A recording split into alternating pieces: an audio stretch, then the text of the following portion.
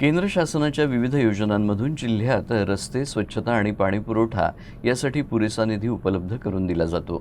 यामुळे मंजूर झालेली विकास कामं कोणत्याही परिस्थितीत रखडता कामा नयेत आणि ती वेळेत पूर्ण व्हावीत असे निर्देश खासदार अनुप धोत्रे यांनी दिले आहेत। जिल्हा विकास समन्वय आणि संनियंत्रण समिती अर्थात दिशा बैठकीत त्यांनी अधिकाऱ्यांना अनेक सूचना केल्या। जिल्हा विकास समन्वय आणि संनियंत्रण समिती अर्थात दिशाची आढावा बैठक नियोजन भवनात खासदार अनुप धोत्रे यांच्या अध्यक्षतेखाली पार पडली। या बैठकीला आमदार रणधीर सावरकर, आमदार प्रकाश भारसाकळे, आमदार हरीश पिंपळे, आमदार नितीन देशमुख, महापौर शारदा खेडकर, जिल्हाधिकारी वर्षा मीना, जिल्हा परिषदेचे मुख्य कार्यकारी अधिकारी, उपमुख्य कार्यकारी अधिकारी, महापालिका आयुक्त यांच्यासह विविध विभागांचे अधिकारी उपस्थित होते। बैठकीत प्रधानमंत्री ग्रामसडक योजनेअंतर्गत सुरू असलेल्या कामांचा आढावा घेण्यात आला।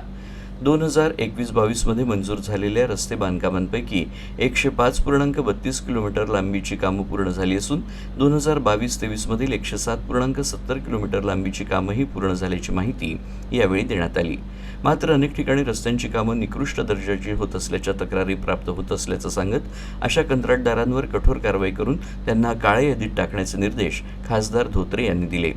यावेळी हिवरकड येथील नदीपात्रात मर्यादेबाहेर उत्खनन झाल्याच्या तक्रारींचाही मुद्दा उपस्थित करण्यात आला। या प्रकरणाची सखोल चौकशी करून अनधिकृत खनन आढळल्यास संबंधितांवर जबाबदारी निश्चित करण्याचे आदेश देण्यात आले।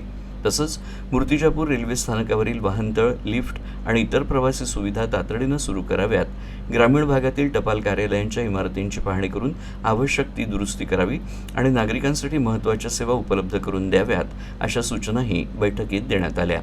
राष्ट्रीय महामार्ग प्राधिकरणाच्या कामांच्या दरम्यान नागरिकांना कोणताही त्रास होणार नाही याची दक्षता घ्यावी, असे निर्देशही खासदार अनुप धोत्रे यांनी संबंधित यंत्रणांना दिले।